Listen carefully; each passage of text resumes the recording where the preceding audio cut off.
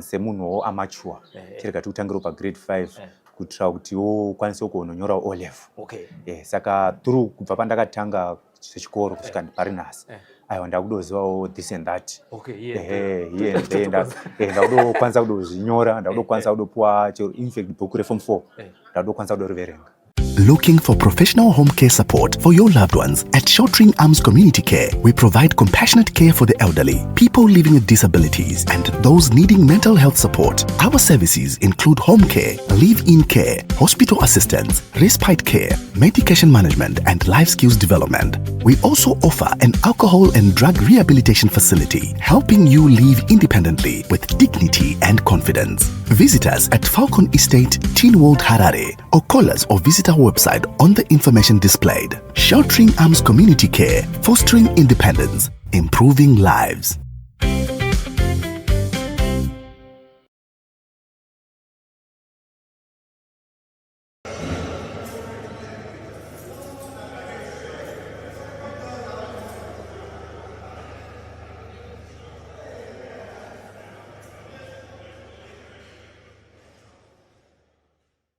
Thank you so much for joining us live here on Sly Media TV. The program is called Home Away from Home. Muchirongwa chinechi takapuwa mukana na Commissioner General okuti tipote tichiona uye nekukurukura nema inmates vasungwa vanenge vari mumajere akasiyana siyana akatekeshera Zimbabwe ino yese.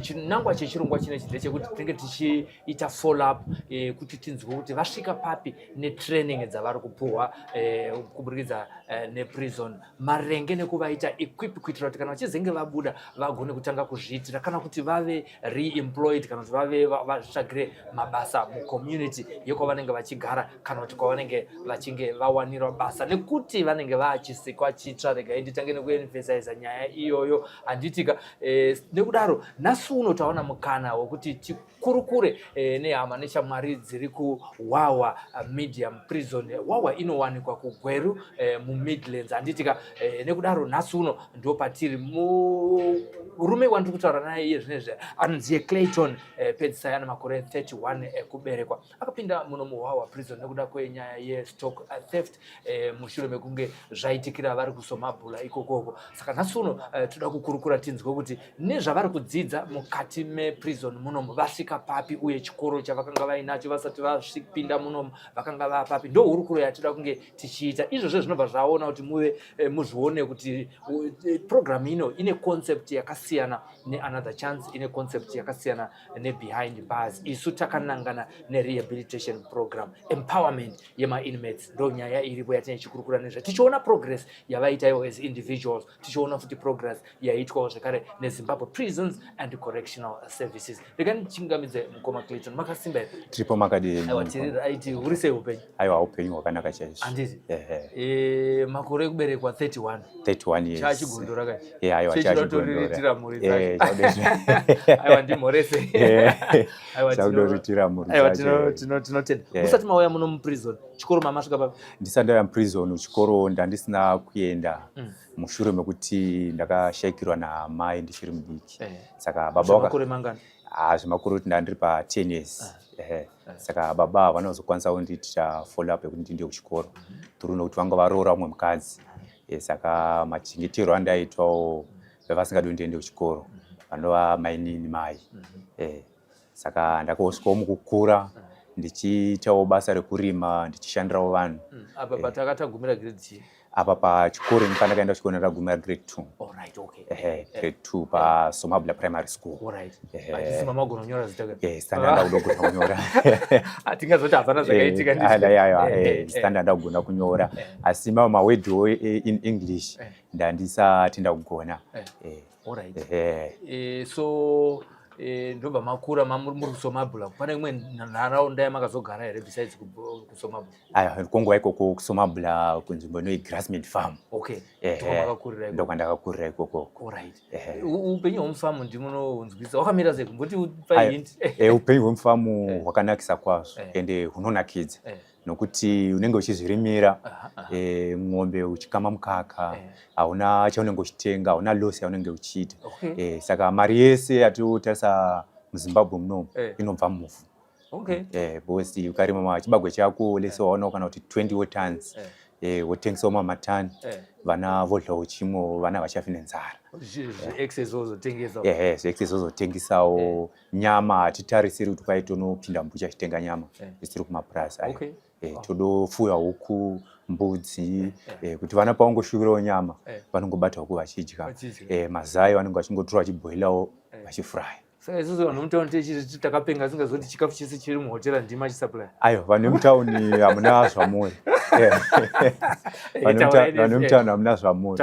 Nokuti imi vanhu vemutauni mondobata kadhola moti aiwa tiri kuda mavheji. Munotenga mavheji ari kubva kwandiri kugarden. Tiri kuda maonyens. Maonyens ari kubva kwandiri kugarden. Macarrots, mabutternut, whatever zvese zvinorimwa. Zviri kubva kwatiri isusu. Ndikana pasina nyaya yekurima munoziva kuti kutukana nekurovana kwakawanda. Saka kusanganisa nemasupermarket atinawo vanana Pick n Pay zvamunowana zviya zvanyogwa masite echirungu like vana porridge maEastern chichichi but ukazvitarisa zvese zvakabva mukurima.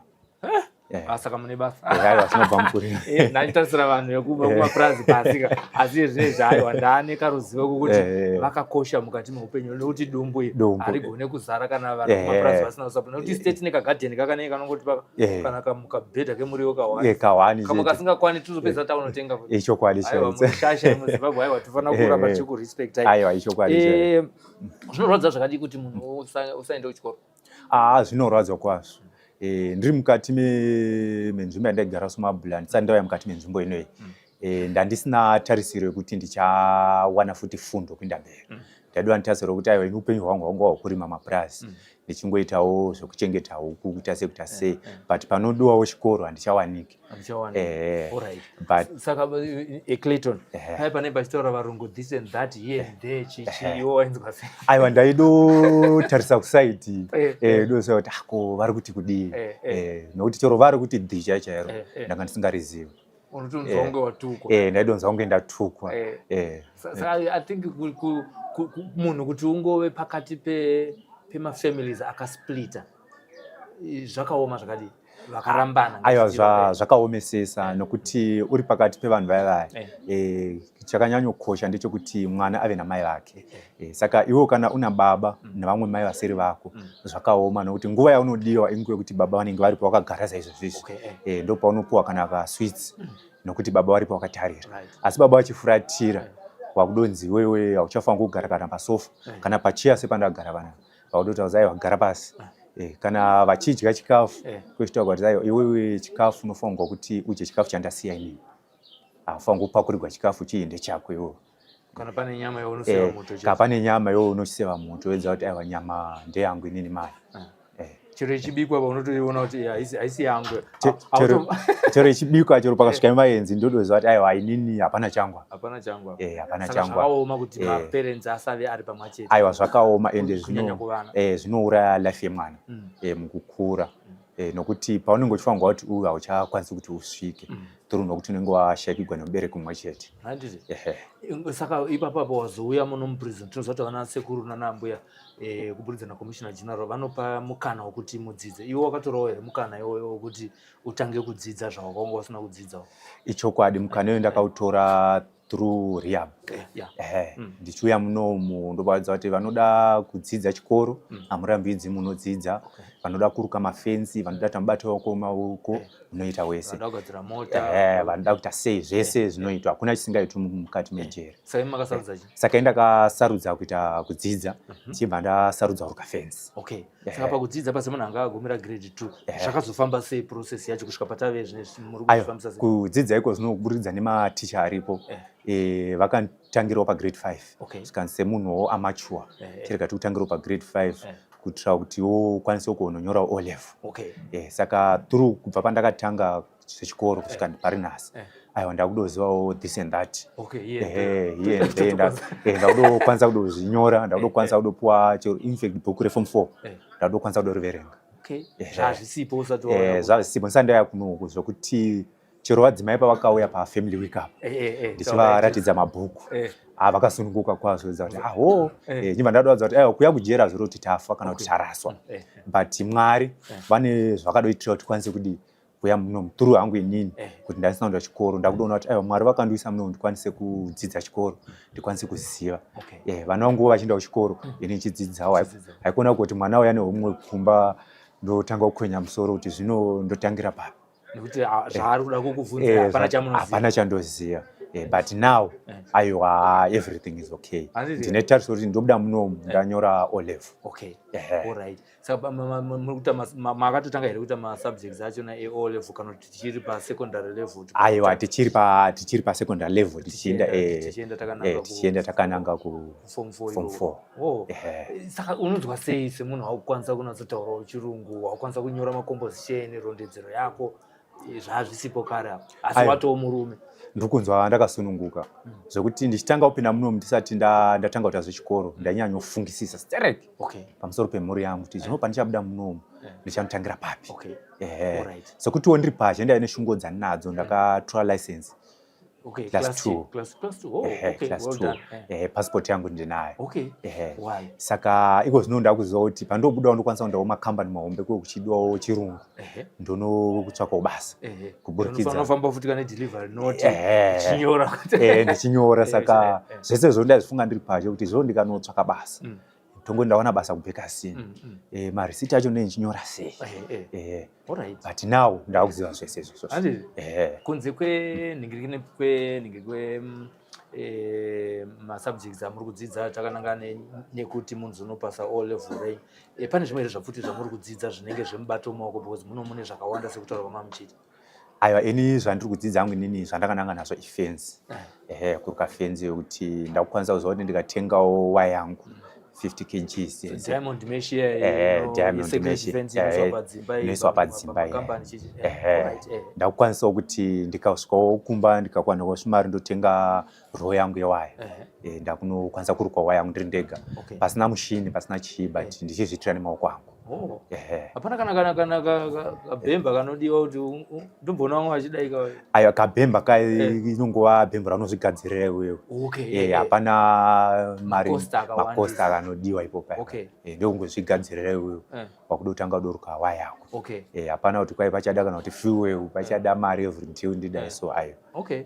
Saka standard fence height ichi height zvodependa kuti imimi mauya muchitaura kuti muri kuda kana kuti 2 meters kana kuti 1 point and more but vazhinji vanowanzotoida kana kuti 2.5. Saka pamuri kudzidza kuruka ipapo hamusi kudzidza kungoruka handiti zvakanakire chii kuti munhu ave nesecurity fence pamba pake?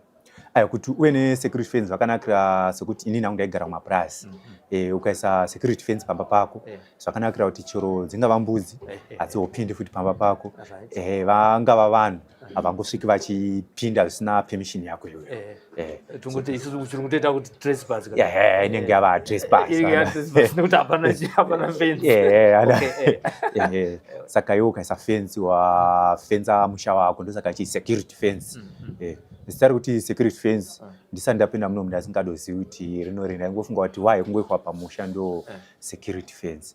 Saka ndakuziva kuti no turi mukudzidza security fence zvoita kuti ukaisa fence yako wadzivirira zvinhu zvakawanda sekuti waisa mugadi pamba security anenge achirinda achiona kuti hapana here chiri kupinda asingafanira kuti chidi. Waisa gadi pasina gadi? Waisa gadi pasina gadi. Chako kungosiya wakiya uchienda. So kana uchizenge wapedza ngatiti pane mukana here nawo wava kunzwisisa kupupurikidza neinformation yaunenge uchiwana kana kuti kunana sekuru kana zvawakamboona uri mucommunity wokuti unogona kunosenza pane imwe kambani muchigadzira fenzi iyoyo kana kuti unotongofanira kutanga kambani yako? Mukanwa iko zvinezvi ndiri munomu ndo andiri kutsvaka kuti pandobuda ndingatangira papi ndikaona vanondibatsira kana kundiemploya kana kundisupplya newaya dzekushandisa nezvikwanisiro tichitaura nezvazvo. Iye torambotaura kuti pane munhu makapinda nenyaya yestock theft wakabatwa sei? Vakazviziva sei kuti watora usina kukumbira? Stock theft iyi vakaziva kuburikidza neshamwari yangu yandaifamba nayo. Shamwari yangu ndo isina kundibudira pachena kuti zvinhu zvavari kunotora hazvina kukwanisiro pamapepa. Saka zvakafamba sei ipapo? Saka through mukunotora pamba pemunhu saka mukuzowanikwa iye anazvo akazouya nepolisi kwandiri ataura kuti aiwa uyu ndiye anoziva munhu atakadii accomplice yangu tatiri tese okay handima okay so pamakaona mapurisa achiuya pandakaona ini mapurisa achiuya handina kunge ndaziva kuti pane zviri kuitika asi ndakauziva through vakunditsanangurira kuti nyaya yatafambira panapa yakadai uri kuiziva here inoburidza kuti zveshuwa ng'ombe dzakatogwa ndiripo ngataura kuti zveshuwa ng'ombe ndakatiripo zvikanzi muchaenda kukoti ngazichaenda kukoti ndobva masvika kukoti saka through taenda kukoti ndopandakasvikawo ndakutanga kuziva kuti ng'ombe isina mapepa zodo rwatu watora usina kupiwa asi kuti inini ndainofunga ngoti aiwa ndikasvikawo pamuri ndotaura kuti aiwa ndiri kudawo ng'ombe yenyu mondotitora ndodotora ndodoenda asi inofanira kuperekedzwa inofanira kuperekedzwa makuziva kuti inofanira kunge ine chini ndakuziva procedure yacho yese unoita sei ndakuiziva kuti ezvinezvi ndichiuya kwamuri motaura mukutengesa ng'ombe panofanira kunge pana polisi panofanira kunge pana veterinary panofanira kunge pana mudbs panofanira kunge pana sabhuku and witness alright vanhu vese hapana masignature awo ese anodiwa hazvinei nekuti une mari kuti une mari kana kuti uri millionaire aiwa masignature awo anodiwa alright pakangotanga kunzwa maane mhosva sati aenda kukoti pfungwa dzako dzakatanga kuita speed yakaita sei pandatanga kunzwa kuti ndane mhosva ndakatanga ngofunga kuti ndakuenda kujere kwokurova vanhu ndadofa mhuri yangu yadoparara and handichafi ndaonana zvakare nemhuri yangu ndadova munhu wekuti handichadori kana kuonekwa mulife mangu ndobva mazosvika kukoti ndobva ndazosvika kukoti ndobva tai 9 years in prison Clayton akateerera tiudze mabvi akaita sei saka ndakauva kutonhora mbiri wese ndikava misodzi ichiuya kunyange kwava kuchipisa kuti yakaitwa munani ukoti ndakatongwa musi wa21 November 2023 kwakunairira zvati chando aiwa chando chakawa chii chakaunza chando chakaunza chando chekuti pfungwa dzandai nadzo nchi ndasungwa nepolisi kuti mhuri yangu handichaioni ini wacho handichakwanisi kuti ndidzokere zvakare mucommunity ndo pfungwa dzakauya ngati ai upenyu hwangu hwatopera ndobva mazouya ndobva mapinda mucounseling maakunoku ndobva ndazouya ndichiuya kunoku ndibva ndakanselwa uza kuti aiwa kuva munomu maziro kuti matofa ndaziro kuti maraswa kuva kwenyu munomu mofanira kuti mudzidze zvakawanda une mukano wekuti udzidze zvaunoda shuviro yako yaunoda kuti iwe uzoita muupenyu kuti aiwa ndoda kudzidza ichi ndoda kudzidza ichi kana nchinge ndabuda pashe ndakuziva kuti ndakunozviitira izvi neizvi neizvi ndakusanganisira nezvandanga ndichiziva ndakuwedzera futi nezvandanga ndingazivi kumba kwakasara mudzimai handiti iko vana kumba kwakasara mudzimai nevana 4 mukuru akura zvakadii mukuru ane 12 years ane 12 years saka panyaya yekuenda kuchikora pamakambonzwa zviri kufamba sei handi vanga vari kuno kufa family week pane kuenda kuchikora apa pari zvino vari kutaurawo kuti pachakaoma vari kupota vachimbodzingwa nekuda kwemaschool fees plus mabhuku nemauniform havasi kunge vachikwanisa kuti vazibatanze zvese izvozvo saka vari kupota vachiita sei kuti vararame amai zvinozva vari kungoita zvegardens vongorima muriwo nemadomasi vachitengesa kureza mari eschool fees nechikafu kuti vana vawanewo zvekuenda vakatakura kuchikoro saka iwo uchiona kuti vana vako vari kutadza kuenda kuchikoro iwo wakanga watadza kuenda kuchikoro unonzwa sei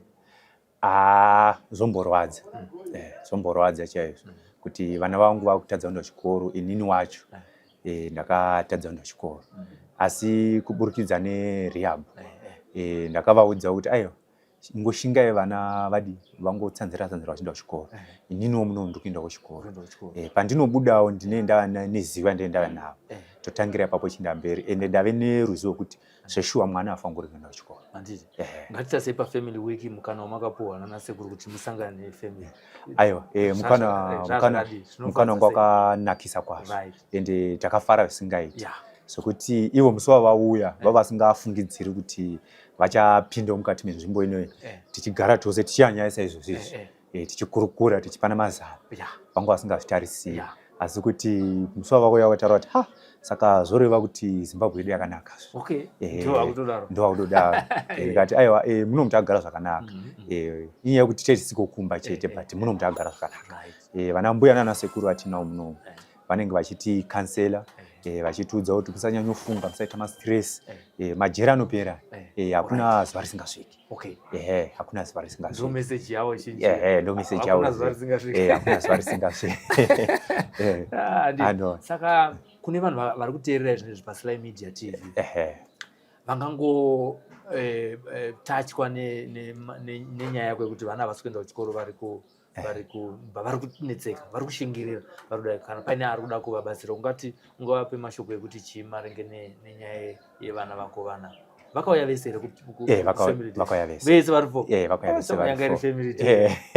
vakauya vese varipo vakafarawo sei vana ngatitaure vana vakafara havo asi mushure mekuti family yuki yapera vakaratidza kuti akabatikana kuti ko dhedhe vakusara wani saka ndaudza kuti aiwa vanangu ndiri kuuya kumba ndai kumba ndiri kuuya zvino ndiri kudzidza vana vadobvunza kuti hamuri kudzidza ngati ndaudza kuti aiwa kuno todopfeka mauniform mopfekawo mauniform yenyu muno mutopfekawo mauniform yedu toenda kuchikoro saka imi ndaiva kuchikoro saka sevanawo vanga vajaira kuti kana ndiri panze vanenge vachitaura dhedhe kuchikoro kwedu achakati vaitaura kuti dhedhe handichina mabhuku dhedhe handina mapeni uniform yangu yakudambuka saka inyange wasimudza kuti aiwa mama vachakutengerai mama vachakutengerai mwana ndiwo munhu wese iye zvine zvitakuda kuti muite appeal maZimbabweans vanhu vane mwoyo wakanaka vanhu vanonzwira hazvinei neukama zvakanakira maZimbabweans tinoda kupa mukana uno wekuti uite appeal kumaZimbabweans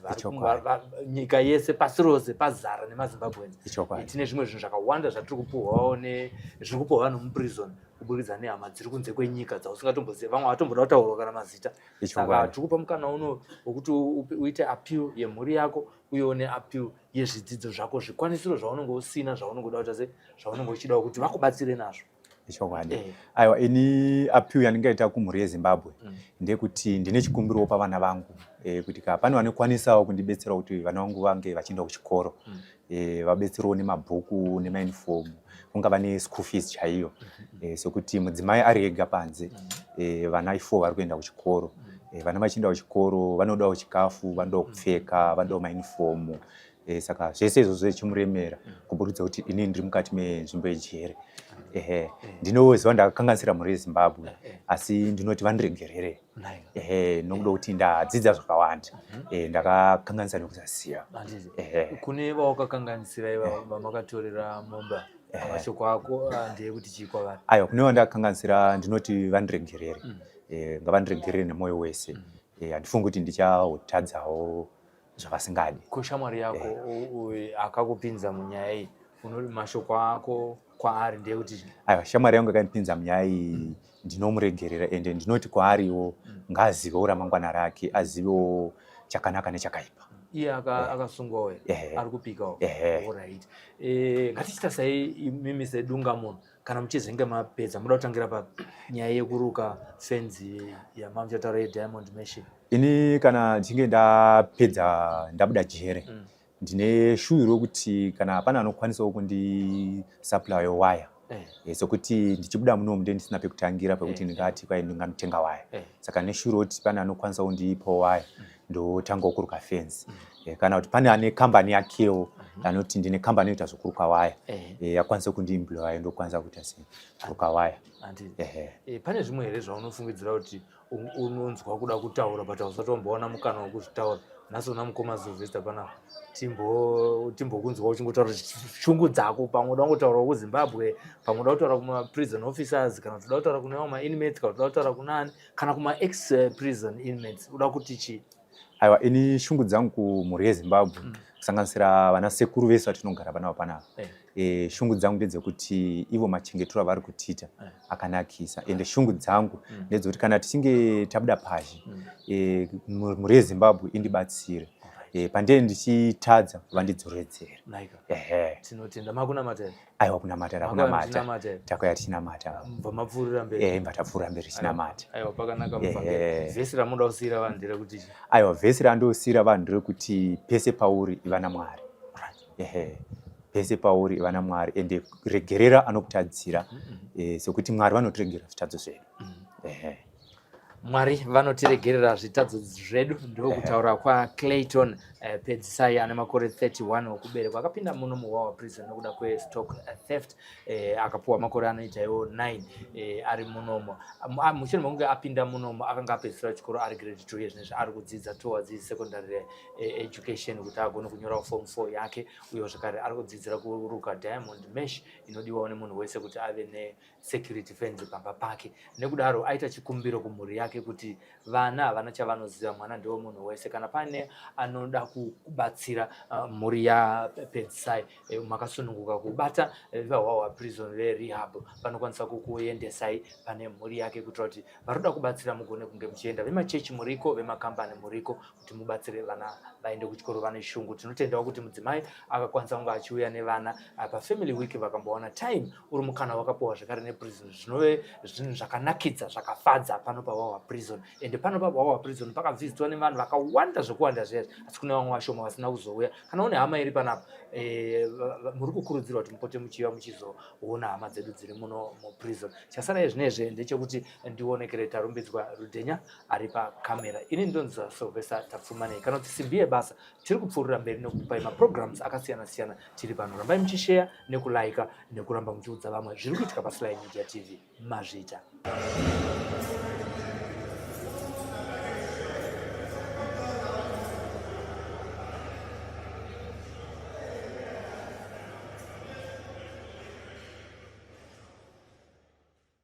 Looking for professional home care support for your loved ones? At Sheltering Arms Community Care, we provide compassionate care for the elderly, people living with disabilities, and those needing mental health support. Our services include home care, live-in care, hospital assistance, respite care, medication management, and life skills development. We also offer an alcohol and drug rehabilitation facility, helping you live independently with dignity and confidence. Visit us at Falcon Estate, Teen World Harare, or call us or visit our website on the information displayed. Sheltering Arms Community Care, fostering independence, improving lives.